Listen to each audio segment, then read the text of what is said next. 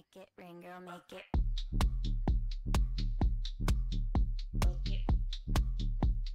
What if you could banish dieting and body drama forever? That's what we're going to show you in this 3-part series dedicated to helping you find freedom in your relationship to food, exercise, and your body. In part 1, you'll learn our anti-diet approach for life and 7 ways to slim down without deprivation. In part 2, we'll share 10 ways to make exercise not suck so you can incorporate more activity into your life in a way that feels effortless and natural to you. In part 3, we'll focus on mindset and share 7 ways you can manifest your body goals. Our hope is that you will walk away with the tools you need to maintain your ideal figure for life and a new sense of feeling confident in your own skin. We hope you enjoy.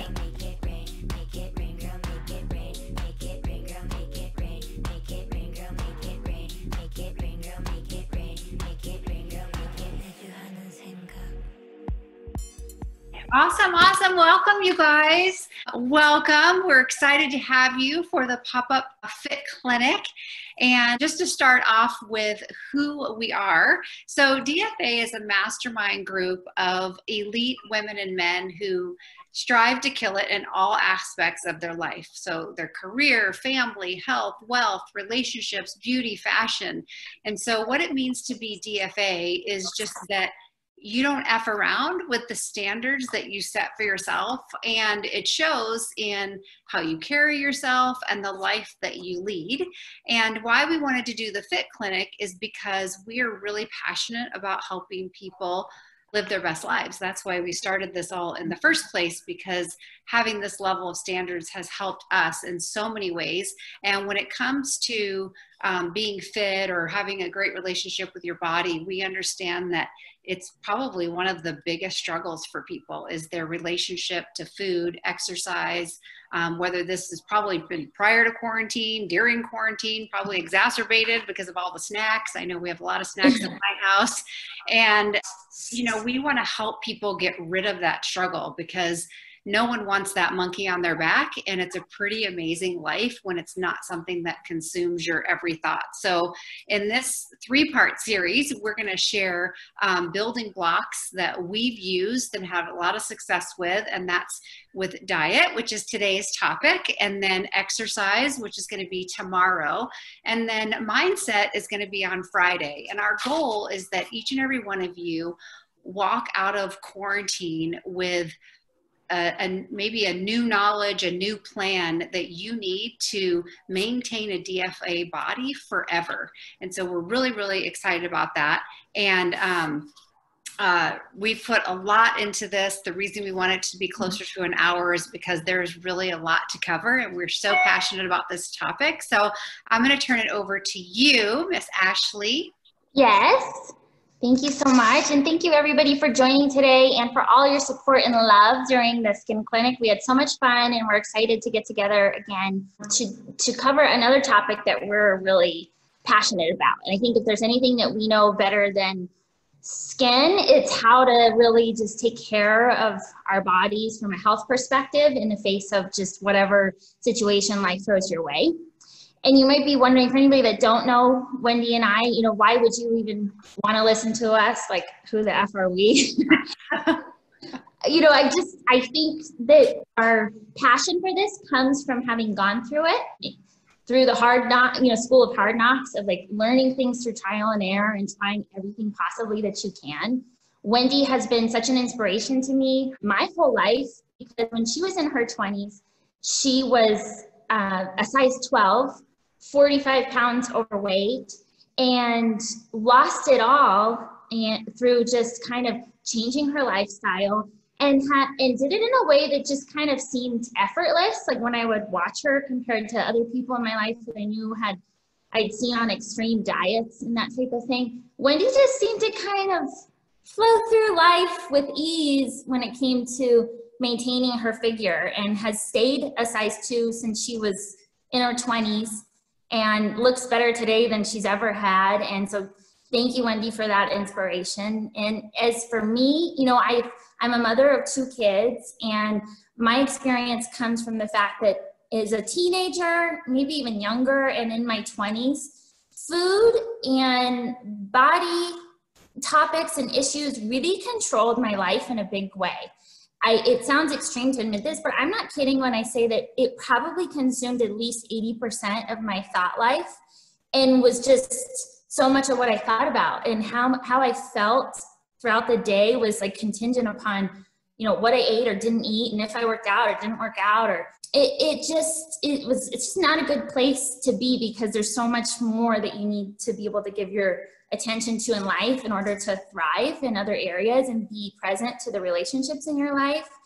And I'm so grateful to be free of that. I can truly say now, I'm 34, that I just don't have that, you know, that wet blanket or that monkey in my head that's constantly nagging at me and making me self-critical. And even after having kids, I can say that I'm, you know, smaller than I was before, fitter, I love my body more, and I just feel more at home in my own skin. So we're gonna kind of get into this today, and I'm excited to just kind of share what we've learned through listening to experts, reading, research, talking to a number of professionals, and just regain control of our thought life in a way that is easy and second nature. I'm gonna give it back to Wendy for just kind of setting the intention for today and what we're hoping you'll walk away from this, and then we'll get into our 7 steps for making, you know, diet and food just an effortless second nature part of your life that gives you freedom. Yes, awesome, Ashley. And I have a request of everyone today, and this is that you listen with an open mind and from a mindset of possibility. And what I mean by that is, one of the things that has helped me the most in my life is to be very open to not just new ideas, but be open to the fact that I can do it. Because sometimes we have a mindset of, oh, well, I can't do that, or that's not me. And maybe in this case, you might say, oh, well, my body doesn't work that way. And maybe it does. You know, side note, we want to make sure that you always, you know, consult your health professional because of whatever's going on with you. And we're going to talk about that. But I want you to listen from a place of that anything is possible for you. I think that's very, very important, because if you come from what's happened to you in the past with regards to diet or whatever it is, you might not really be open to what we're talking about today. So that's my request. And our intention is that we do want you to change that relationship with your body. You know, everyone's got a thought in their head of, if I could change X about the way I think of food, it would be this. If I could change X about something on my body, it would be this. And so we really want to share what truly has been, for me, a long time, as Ashley said, 3 decades of just a way of being and a thought process that I've had that truly has been effortless. It's not something that I really think about a lot. And putting this together, I realized, like, wow, I'm so grateful that this is just something that just happens.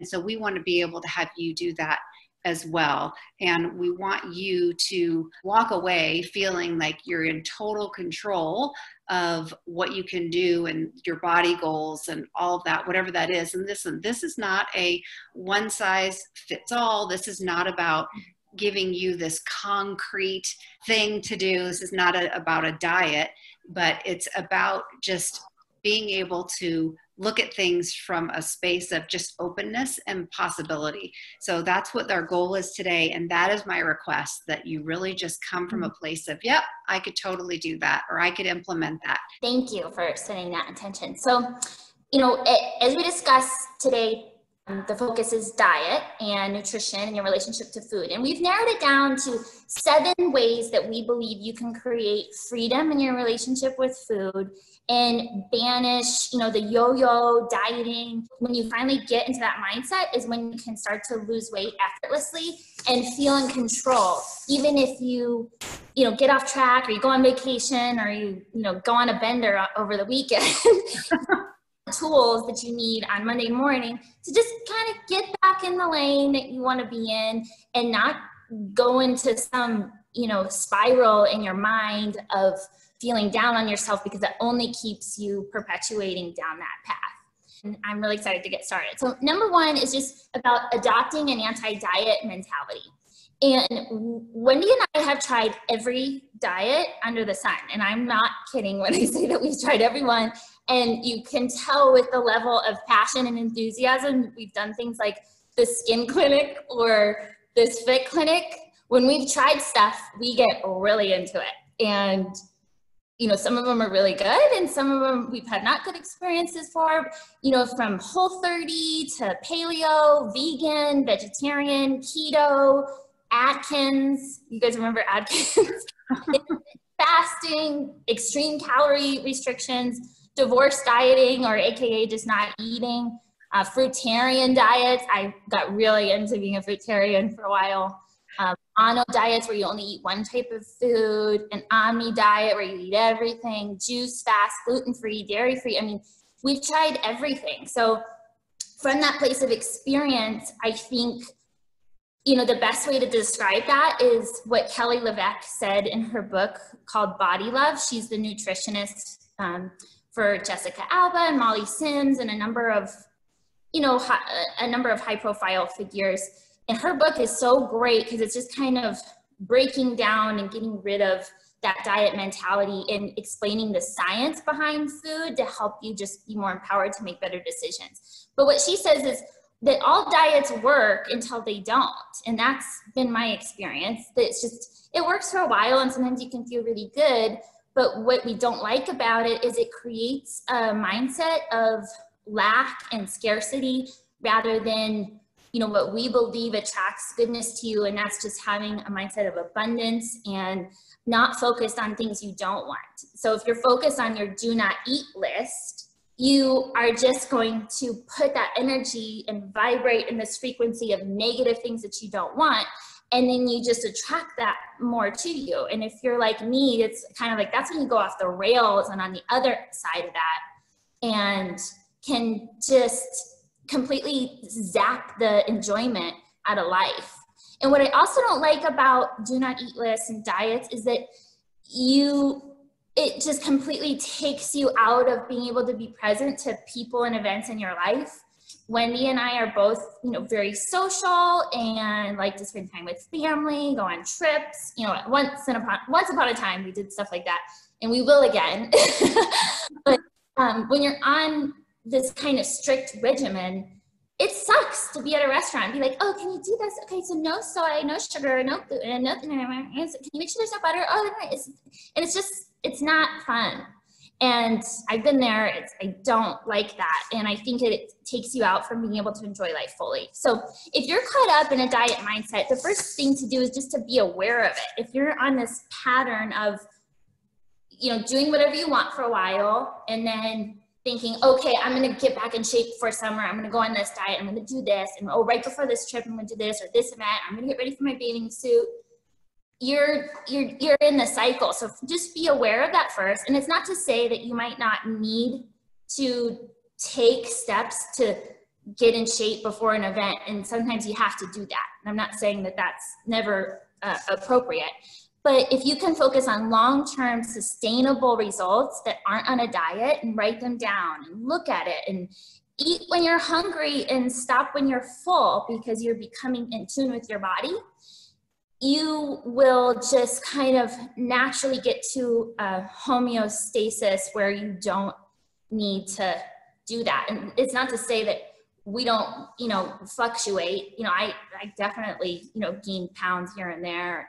Up 5, down 5, up 3, down 5, you know, just stuff like that. It's normal, but you just kind of know, okay, I don't need to diet or do anything extreme. I can just get back to, you know, a baseline of eating the right foods, which we'll get into. And the second step, which Wendy, I hope you can talk about it because you're, I think, the best at this, and that's just developing a thirst for knowledge. Yeah, for sure. When I was, thinking about this fit clinic and thinking about kind of my journey, what I realized was that when I was, you know, when I had lost all that weight and then throughout my 30s, you know, I had 2 kids after I lost that weight. So I was kind of going through life and I can't look back then and honestly say I had any knowledge about anything. I was just going through the motions, working out a lot, had just I stayed in shape. But about 11 years ago, I have a heart problem and I can't do cardio. And I found out 11 years ago that I really shouldn't be doing cardio. Thank goodness I found out, because I was spinning all the time. So I think one of the reasons I was able to stay thin is because I was working out like a crazy person, just because that's what we seem to do. So when I discovered that I couldn't do cardio, I thought, that's going to be a big missing thing for me. I can't do these crazy workouts. So I just started picking up books, and unbeknownst to me, all of a sudden I was becoming very educated on food.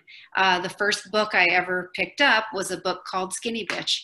They have one for guys called Skinny Bastard, and it's funny, and it's written really funny. I read it in one day, but that was my first journey into saying, oh, I don't know about food. I actually don't even know about my body and what it's capable of, and what the food I'm eating is doing, and all that stuff. So I went on this just journey of just starting to read books, and we can list the books, with this video or with our email. But I started to read books. I started to watch videos, and it was that knowledge that really changed my eating, but from a subconscious place, not a conscious place. I started just making different choices. I would say, well, that's weird. I don't eat that anymore, or I don't eat that anymore. And so those books and gaining knowledge helped me. So what I encourage people to do, because a lot of times we do things, but we really don't know why it works. We don't know what the science is behind it. And this isn't about becoming a scientist or a nutritionist, but I think it's important to help you meet your goals, to get educated. There's a saying that I love that says, formal education will make you a living, self-education will make you a fortune. Well, I think self-education in all areas, not just wealth, but in health, is hugely important. So I went on this journey of books and videos and YouTube. So I always say, kind of like our skin clinic, I know enough to not be dangerous. I'm not a doctor, but I know a lot about food and what it does. But you just become aware at a different level, and you just make choices. And that's where the effortless piece comes in, because you're just changing who you are. You're changing your thoughts. So I want to read on that topic real quick, Wendy, I think it's also not just about how to eat or different science behind it, but really getting to understand how food is made and where it comes from, I think has helped me a lot too. Just understanding like what commercial, mass-produced food in our country actually looks like behind the scenes, I think gives you the power that you need to make better choices effortlessly. Because if you know what you don't know now, you will just naturally not want to ingest the things that maybe were before, that are pretty common in our country, unfortunately, like just not non-organic fruits and vegetables, or factory farmed meats and poultry and fish, and just stuff like that. Once you kind of understand it, even though it can kind of mess you up to the point where you don't ever want to eat that type of food. I went through that phase too, but I've just kind of found a way to source the right ingredients and shop smart and thoughtfully, and that's helped me a lot. So number 3 on our list is learning to love whole food.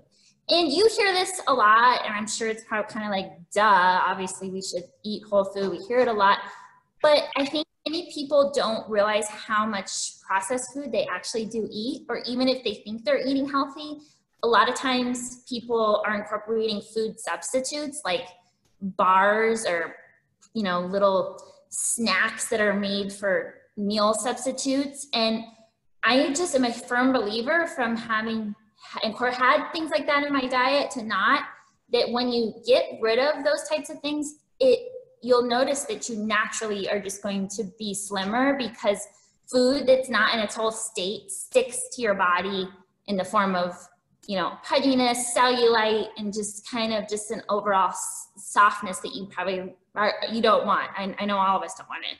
So focusing on foods that are in their natural state and high quality, anti-inflammatory foods are really important. Get to know, when we talk about like thirst and knowledge, get to understand like what are inflammatory foods? Things, you know, like just overly processed grains, overly processed dairy, sugar. You know, even though I said we're not about do not eat lists and diets, the fact is that sugar, processed sugar, is very harmful on your body's natural state of balancing hormones and being able to tell your body when you're hungry and when you're full. And if you're not balancing your blood sugar throughout the day by eating a proper balance of ingredients at every meal, you can't keep your blood sugar in a healthy range, and it takes your hormones out of whack, which has a slew of issues, not just in how you feel, how happy you are, but it messes with your body's ability to be able to sense when it's full and when it's hungry. And there's hormonal hunger, which is a lot different than true physical hunger when your body needs something. So understanding that, and that's one of the great aspects of that book called Body Love that I mentioned. If anybody hasn't read it, I strongly suggest it. It's a great book to kind of just get a baseline understanding of this. But you know, I have been opting to have all of my meals include protein, fat, fiber, and greens. And by having that balance in every meal, even if it's a smoothie, you will really notice a difference in how you feel, and gives you a sense of feeling calm and in control and sustained in between meals because your blood sugar is not going this way.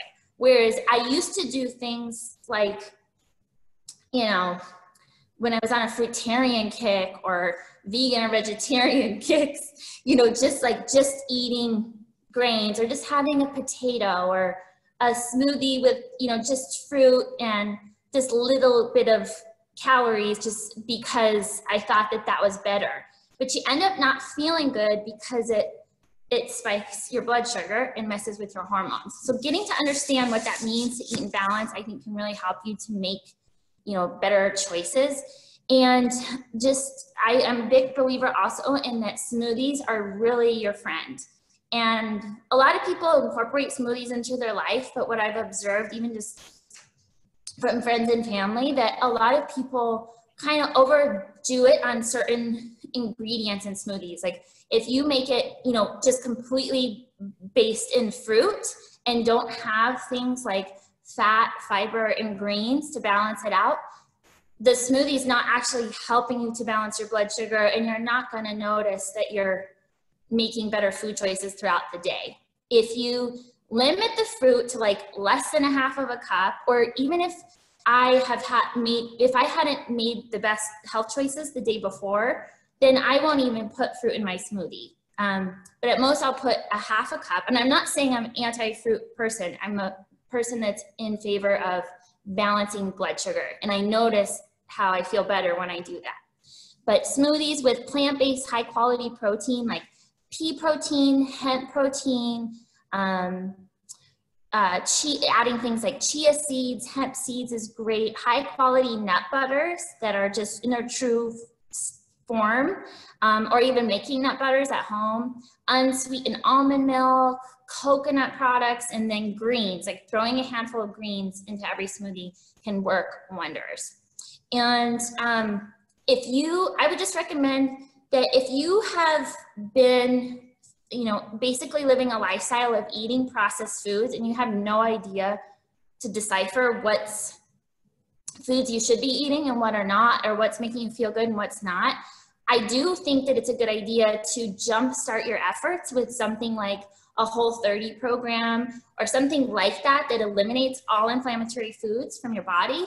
Not doing it thinking, oh, I'm going to be Whole30 forever, I'm only going to eat this way because it's just not sustainable, but doing it to just kickstart you and give you the awareness of how certain foods make you feel. Things like soy, sugar, just there's so many ingredients that can really impact the way that you feel. When you eliminate them, then you develop the knowledge. I know so many people, even on this session right now, that have benefited from doing something like that.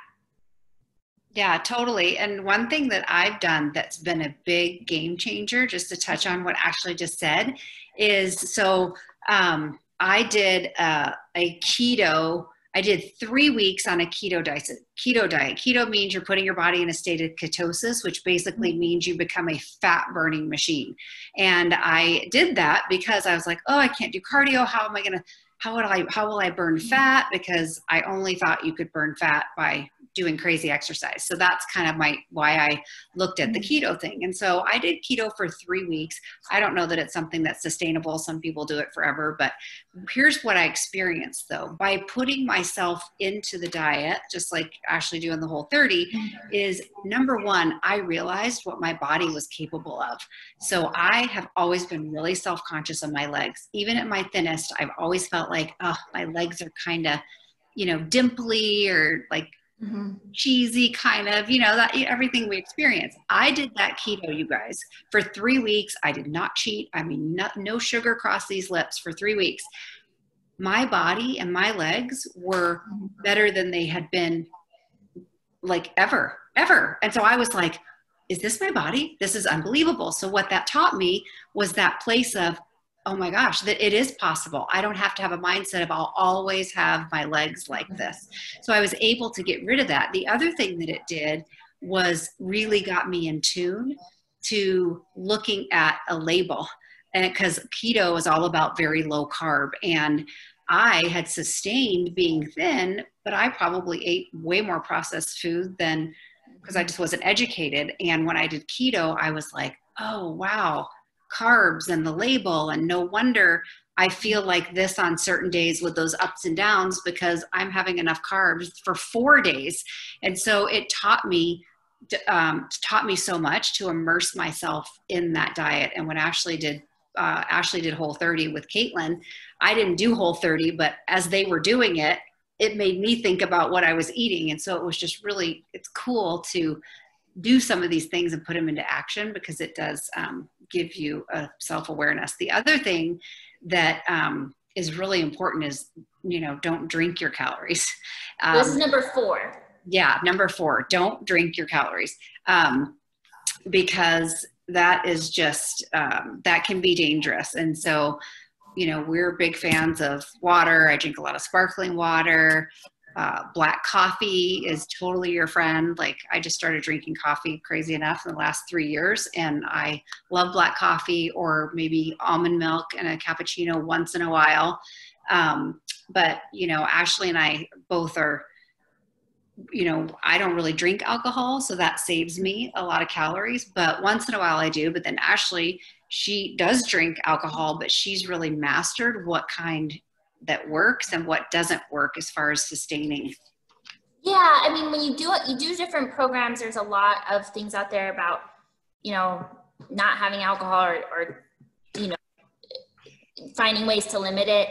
And so for me, just with my lifestyle socially and just kind of how my day-to-day and work and travel and things like that go, what I found is that when I was trying to tell myself, oh, you can't have alcohol because it's going to derail your, diet, that I was, again, just focused more on it. And so what I try to do is just limit it to, the end of the week and the weekend. And then when I do have drinks, just really, like, I never have sugary drinks that are loaded with syrup or simple syrup or, craft cocktails or mixologist type drinks, just because I know it's in it. And because I'm so diligent about not having sugary drinks, if I do have one, I immediately can tell, and I generally send it back. So in the realm of, drinks that I think can not derail your goals, so crazily, are things like tequila soda, vodka soda, just things on the rocks with a little bit of soda or water, and limiting things that are going to just be bloating, like beer. We all kind of know that a lot of different wines can be very sugar rich, and can make you. That's why a lot of times you can just tell the next day if you've had a lot of wine how it makes you feel. It's the sugar. And so finding low sugar wines can be really good, because alcohol it really throws your blood sugar out of balance. And to help minimize that, what I do, if I do have, you know, a glass of wine with dinner the night before or whatever it is, I will make conscious choices the next day to really limit how much sugar I have. So maybe on the day after, I won't put fruit in my smoothie that morning because I'm trying to just put my body back in a state of balance and focus on fruit, fiber, fat, and greens in my smoothie, and forego the, you know, half a banana or whatever it is. And that really helps. So number 5 on our list is learning to find enjoyment in shopping and cooking. And in today, for any moms that we have on here in isolation as you're homeschooling, you know, it can very quickly become a drag and not feel enjoyable to be cooking 3 meals a day or having to go to the grocery store, you know, and wear a mask and all of that. So I get that right now it could be a little challenging to find enjoyment in that. But, you know, as we move forward, to just kind of adopt a mentality of infusing gratitude into nourishing your body, picking out healthy food for your family, even when you're like touching it in the grocery store, thinking mindfully about, you know, the nourishment that this is going to provide for yourself and your family, I think automatically allows your nourishment that you're bringing into your home to vibrate differently than if you're going to the store and like, oh, I gotta go to the store and I just picked up the kids from school and I gotta cook dinner and like I don't know what to do and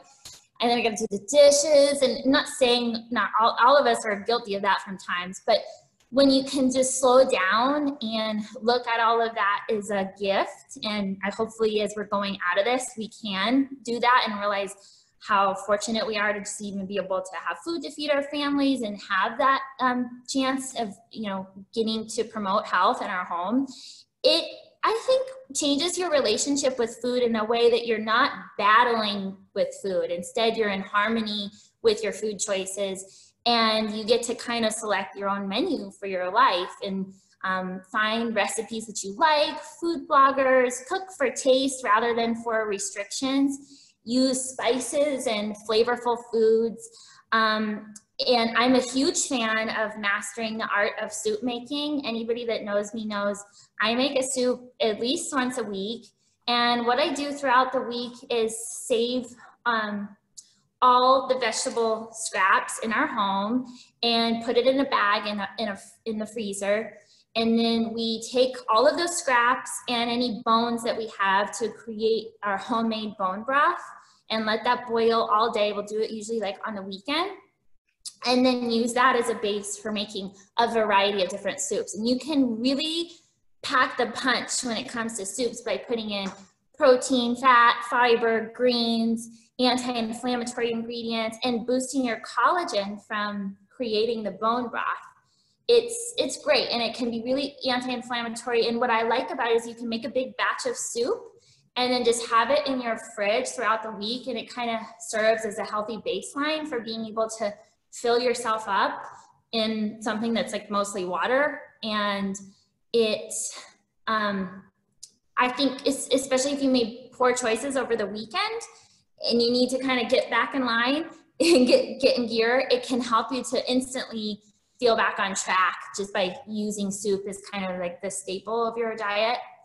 And when you eat out, you know, find ways to just do it with joy. If you want to get something on the menu that's maybe, you know, is not the healthiest or includes ingredients that you typically try to avoid, just do it and don't try to stop yourself or beat yourself up or second guess it. But instead, the next day or, you know, throughout the rest of the day, make choices around that. Like if I know I'm going to eat out at night, I want to really enjoy it, that might be a day that I, you know, fast till dinner or just have a smoothie for lunch or that type of thing. So just planning out those types of things, I think, can really help you to just stay in balance and that type of thing. Oh, one more thing on the eating out thing. Another topic that I think happens quite a bit is when you go out for, like, let's say you go out for a brunch or meet for ladies, you know, for a brunch, a nice way to keep your meal in balance for that is instead of ordering like, you know, a stack of pancakes with syrup and powdered sugar. You know, in situations like that, if you opt for, you know, eggs, bacon, avocado, vegetables, that type of thing, it can really make a big difference in the way that you feel, you know, throughout the rest of the day. So those are just some sacrifices that I like to make to keep things in check. And, you know, different things are going to work for different people, depending on what you want. So number 6 is establishing an eating window. And we had mentioned intermittent fasting before. We're not fans of really rigid approaches to intermittent fasting where you only eat between these exact hours and you do this every day and like just getting like hyper focus on that, on a framework, because again, it's more of a diet mentality. But we have found that by establishing an eating window, we feel better and you're able to kind of keep your weight in check because of the science behind what it does when you give your body a break. And autophagy is all about what happens when you stop feeding your body for a certain period of time. It allows your body to heal damaged cells, repair itself, rid the things that you know need to be rid and detox in your body. And essentially what's happening is your body's kind of eating itself and can repair itself. And in that state, you're reducing inflammation and reducing an environment that is prone for disease and ailments, and just allowing your body to heal itself, because we all have incredible machines in our body that can do that. Wendy, what do you do for intermittent fasting? I know you're kind of like, you wait till lunch typically to eat, but sometimes. Yeah, when I started intermittent fasting, I really went all in just because I kind of looked online. There's a great guy on YouTube, Dr. Eric Berg, that I followed, and he's just like, explains it like if you were a kindergartner, makes it easy to understand. But I really, you know, studied intermittent fasting, read all about it, and I just started doing it exactly by the book. And what it did for me is a couple things. At first, I was like, oh my gosh, I am not fasting. I will have low blood sugar. I will pass out if I don't eat in the morning. I can't do that. Like, I wasn't coming from my possibility. I was coming from, are you kidding me? I have to eat.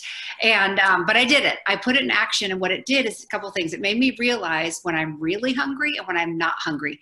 Intermittent fasting has given me the greatest self-awareness of my body as like being so in tune with myself. And so now I don't do a strict like fast for 16 hours and then eat for 8. I don't do that anymore. Most days I probably don't eat till 12 or 1. I'll have like a black coffee, and sparkling water is my favorite. But then some days, like today, I woke up and I was hungry, and so I ate. But here's what will happen. I might eat breakfast, but then I may not eat again until dinner. So I'm just super in tune with when I'm really hungry versus not being hungry. And intermittent fasting, because of what Ashley said too, the autophagy, oh my gosh, changed my skin. And I feel like my system works better. And the way you have to relate to it, you guys, is when you're eating all the time, your body doesn't have a chance to work, because every time you put food in your mouth, you spike insulin, and your body goes to work on the food, and it just can never function properly. So when you give it a break with fasting, imagine that all your organs are all these soldiers. And when we're eating all the time, those soldiers are laying around with nothing to do. But the second we go fast, our body goes into survival mode and it starts doing what it does best, and everything wakes up. It will regulate your hormones. Everything will function better because your body's you're allowing it to do what it's meant to do. And intermittent fasting, I'm a huge fan of implementing that. And however you do it, you don't have to have your own hard and fast rules, but just create a plan that works for you around intermittent fasting. It's great. Yeah, I agree.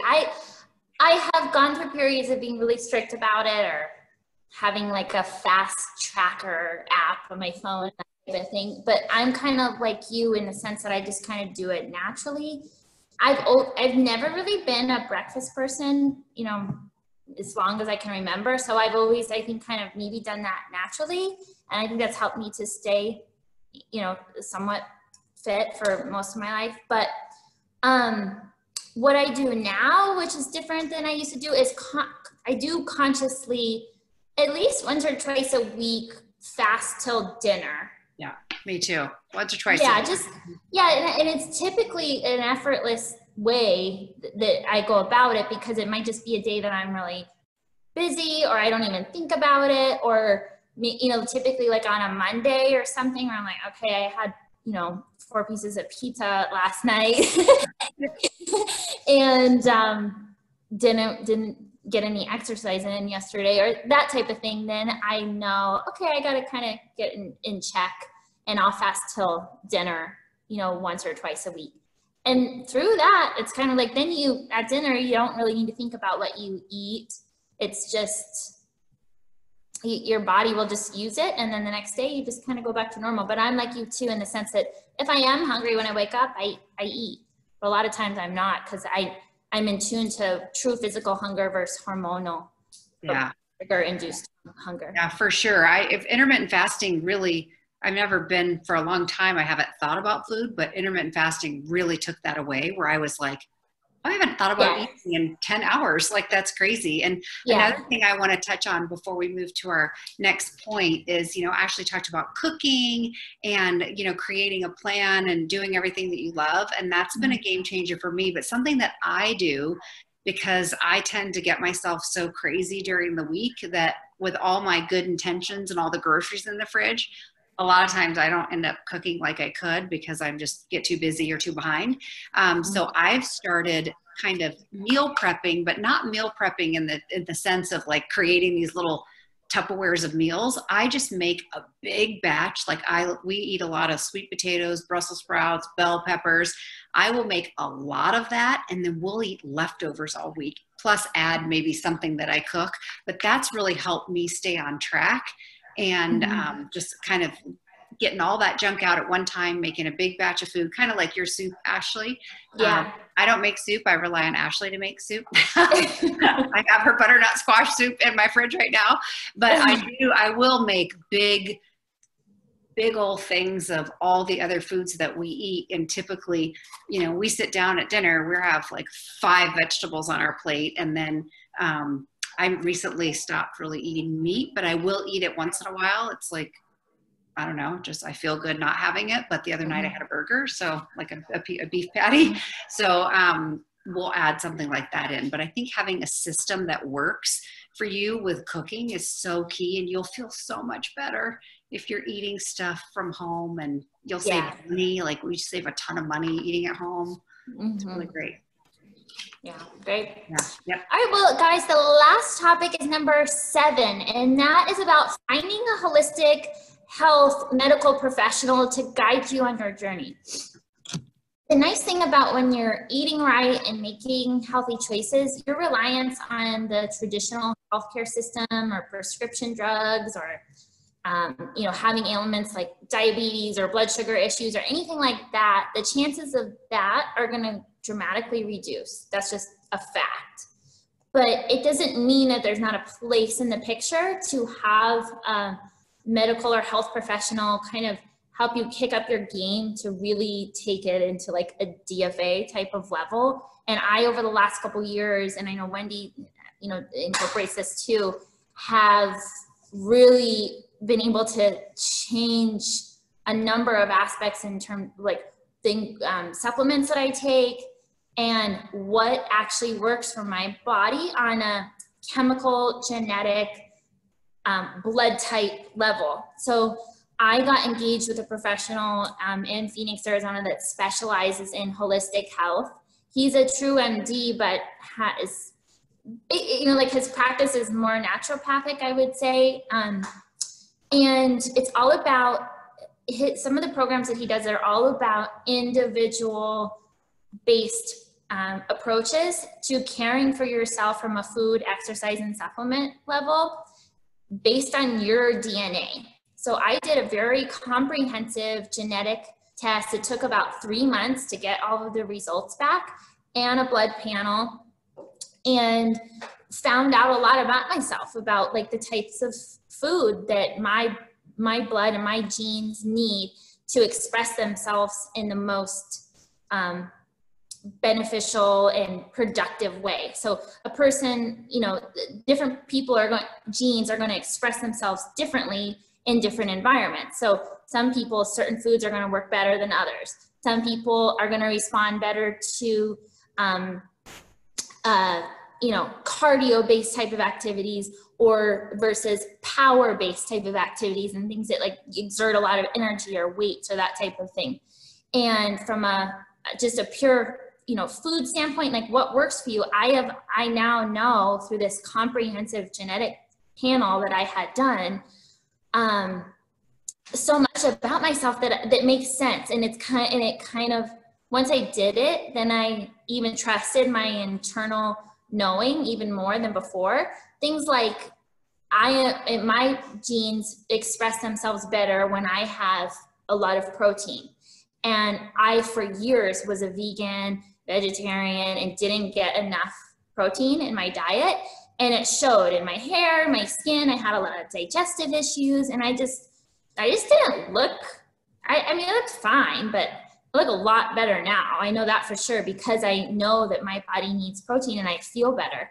And when I'm even, like if I'm fasting and I break a fast with just like a little, you know, just some vegetables or, you know, just one food category, I can definitely tell the difference than when I have protein in that meal. I just don't feel well. So things like that have really helped me quite a bit. It's helped me to also balance my hormones. You know, your hormones can kind of get out of whack postpartum after you have had children. And oftentimes you need help to be able to go back to the levels that you're supposed to be.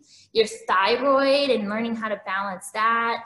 And just all of that just makes such a difference in being able to take your game to the next level. This same doctor that I went to also does food sensitivity panels. And I know so many people that have benefited from doing food sensitivity tests and then eliminating the foods that create an inflammatory response in your body. And just by doing that, you instantly can look like a different person if you're not inflamed, if inflammation is an issue that you have. Wendy, what about your naturopath? I know you rave about him all the time.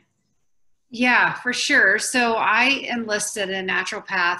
It's been many years now. And I think it's so important to find somebody. And the reason is because a regular doctor, you know, they're just not trained in naturopaths. So they're going to give you a different, you know, if you go in and your thyroid is low, as an example, they're going to give you thyroid medication. But what really needs to happen is a blood work from the standpoint of, well, why is your thyroid low? Because, you know, vitamin D is a hormone. You know, insulin is a hormone. So you track your hormones, thyroid's a hormone. So I enlisted a naturopath and I get my blood work done every 6 months. And now I'm also 50. So I'm moving into a different hormonal stage of my life. But I go every 6 months. And what he does is he looks at all of that in a big picture. So, if my thyroid numbers aren't optimal, his goal is optimal. He's like, you know, you don't want to just be good, you want to be optimal. And so if my thyroid numbers are off, rather than say there's something wrong with your thyroid, he can look at everything else and go, well, your thyroid's off because this is off. So let's get all of it fixed. And Suzanne Summers, this is a little old school for some of you young people, but Suzanne Summers has a really great book that is the reason I started paying attention to this. And this was back probably in my early 40s that I read this book, and she talked about how anti-aging and how simple it is to be, you know, have that effortless way about you and stay thin and not get that big, you know, middle that a lot of people get middle age and their stomach. And it was about hormones. And so I really, again, education, I just started reading. So I go to a naturopath every 6 months and he just regulates all that. So I'm able to look at, and then I can look at what foods I need to add in. I'm a big believer of if you can get something through food versus a pill, do that. Like really work on your diet and say, well, you know, like last time I went real fast, my thyroid was a little low. And I thought, why is my thyroid low? And he says, well, because we live in a world of radiation, Wendy, and your thyroid is affected by all those, the free radicals, I guess is what they're called. And so he suggested to take some iodine, put it in our water once or twice a week, and drink that so here's what I always do, because I always want to look at, why did he tell me that? So I came home and I looked up iodine, foods with iodine, seaweed, kelp. I'm like, yeah, I'm not getting any iodine in my diet. And so I buy these natural drops and have iodine. But if you get that balance, it's real simple to see why something's off, because you can go, oh yeah, I don't eat enough of that. You know, we're big fans of vitamin C in our house. And if we travel, I want to boost our immune system. So I look up what foods have a lot of vitamin C: bell peppers, cabbage, Brussels sprouts. And so you can ask my fiance, Franco, he'll be like, oh my God, before we travel, we have plates of bell peppers and Brussels sprouts, because they give you vitamin C. So my naturopath has been a huge help in top of me kind of saying, I think you're freezing up. I get that from food, but I think you've got to get a professional and a coach in your life to look at that, because you can't see your blood. You don't know what's in there or not in there. That's great. Just one last thing on that topic. Through that work that I had done, I was able to get a custom vitamin made. It like even says on it, Ashley's formula, of all of the things that I was deficient in. And even though I prefer to get it from food, just like you, but just as a booster. And I just add it, it's in powder form, and I just add it it's a very small little amount to my smoothie. And after doing that, like my blood work, the 6 months after that was impeccably better. And you can tell in your skin and your hair, just bringing it back to all of that, just how you look and feel when you have all the nutrients you need, you just feel better. So that concludes our 7 steps for just kind of finding freedom in your relationship with food. Does anybody have any questions you'd like to post on the chat? If not, we'll give you a little intro into tomorrow and remind everybody about our giveaway.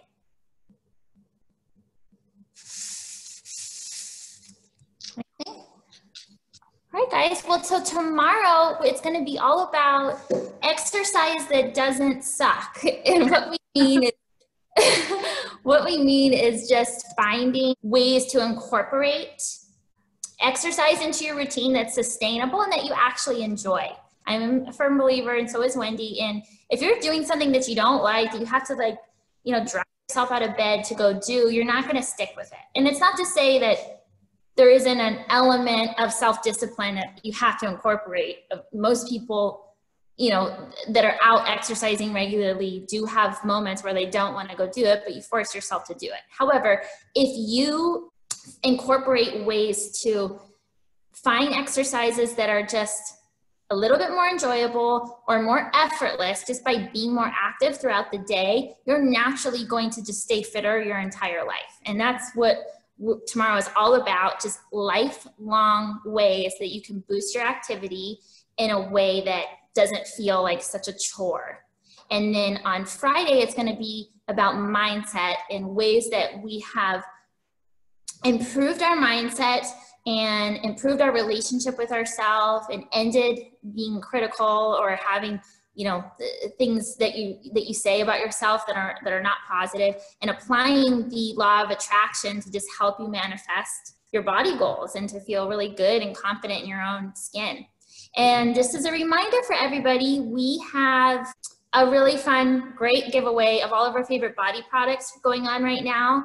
And it includes some amazing scrub and pads and things that are going to help you to promote cell turnover and get rid of dry, crepey skin or chicken bumps anywhere that you might have. We used it just in a couple of weeks, and our chicken skin was gone, at the beginning of Skin Clinic. Like, I have nothing now. So they worked, and they're really awesome. So soft. Oh my gosh, so soft. Yeah, so it's great. It'll be a great giveaway to help you get ready for summer, because you're going to get outside, people. This is almost over. Oh my God, almost over, yes. And Joe Ellen really quickly had a question about what was the word that we use for intermittent fasting, and that word was autophagy. Yes. And it means self-eating, and the way that I look at it is when you turn on intermittent fasting and your body's in survival mode, that autophagy kicks in. You guys, that is like a secret ingredient, because what the way my naturopath explained it to me is that it's like what your body's eating are all the toxins and the things around your cells that are yucky. It's feeding off of that. And it's very, it's anti-aging, it's cleansing. So autophagy is a cool thing. And you can look it up. You can go to that Dr. Eric Berg. He has great videos on it. It's pretty Okay, so thank you. Thanks, guys. Thank you so much. Thanks. Bye. Have a good day. Thank you. You too. Bye. When I am so free. Mother rush in my cup and my glass is fogging up. Oh yeah, hey dog, hey what's up? Oh yeah, fuck around. When the sweaty. Make sure to subscribe and turn on notifications for all the latest DFA content. Also, if you want to transform your skin into DFA status, click on the playlist here. Or here's another video you might like.